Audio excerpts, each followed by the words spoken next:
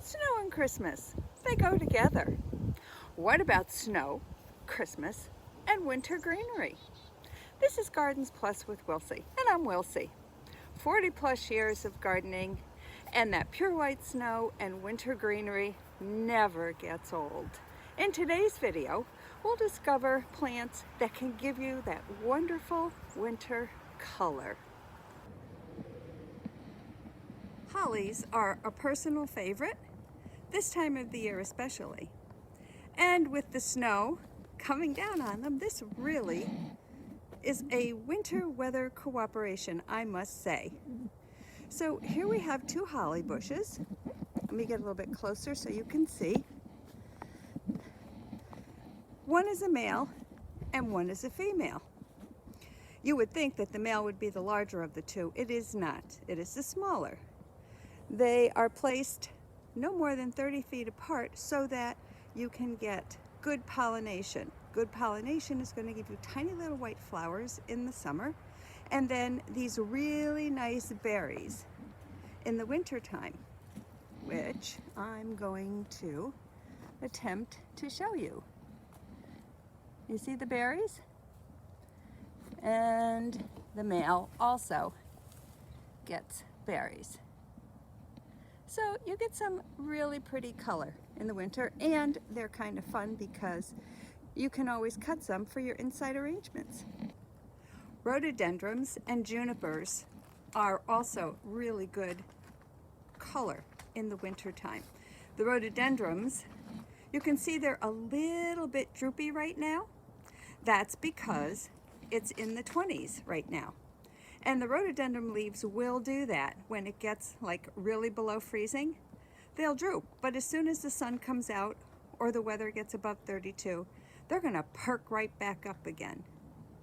And the junipers, well, they don't droop at all. They just get nicely covered with snow and look really nice during the winter time. We've got them running all the way down this walk. You'll see that I have lots of rhododendrons. They're kind of one of my favorites. Spring, summer, fall, winter. They'll give you pleasure all year long. Beyond the rhododendron, in what's also part of my winter garden, is this mountain laurel. The mountain laurel stays green all winter as well, and it's going to give you really pretty flowers in the spring and summer. These two plants are an Andromeda and a Pyrrhus floribunda. They stay green as well all winter long. The Andromeda, which is on the right and is taller, gives you a pink flower, and the Pyrrhus floribunda gives you a white flower. They both will get of a decent size. Again, we have more rhododendrons. This is by far my largest bush. You can see it goes all the way up. It's an old specimen. I've had it the better part of 30 years, and it's actually 5 rhododendrons put together. They were small when we got them. Oh, they were probably about less than 2 feet high. We bought 5 of them, planted them about 3 feet apart, and I'm going to show you what they did. We're coming through to the front of the house, but this is going to be the back part of this bush of rhododendrons. You can see how tall it is.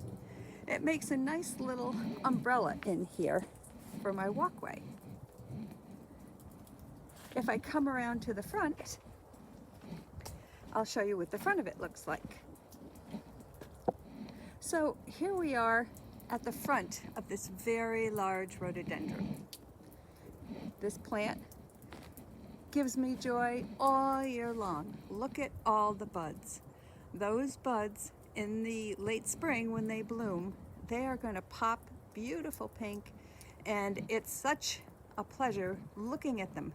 As you're coming down the street, they just kind of like smack you in the face and say, hello, here we are. I'm going to back up so that you can see and appreciate how big rhododendrons really can get if you've got them in the right spot. These face east. They like the morning sun. They do not like afternoon sun. So bear that in mind if you're planting. So in addition to greenery, there are some plants that are going to give you some nice red color this time of the year. We have barberries planted as a hedge, and the barberries don't have any leaf this time of the year, but they do have really pretty red berries. And so again, against the snow, they look really nice and they give you some nice color. Down in the front, in front of our porch, we have rug juniper. Rug juniper is just what it sounds like. Juniper on the ground. And you can see we do have quite a bit of it here. It takes up a good part of the front yard because then I have less to do as far as maintenance, to be honest with you. And then beyond the rug juniper, we do have taller junipers that you see there. They line the street. And it's on either side of the walk. I'm going to bring you down to the front part of the walk so that you can see. Here is another group of the junipers. They're on both sides. And if I back up, you kind of get an idea as to things that you can do with them.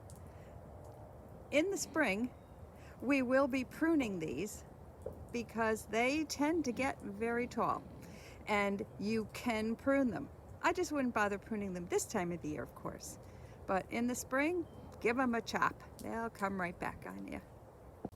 As we head back down into the backyard, I'm just going to give you a look at the junipers that line our walk from another angle, just so you get a better idea of what is possible with these gorgeous plants.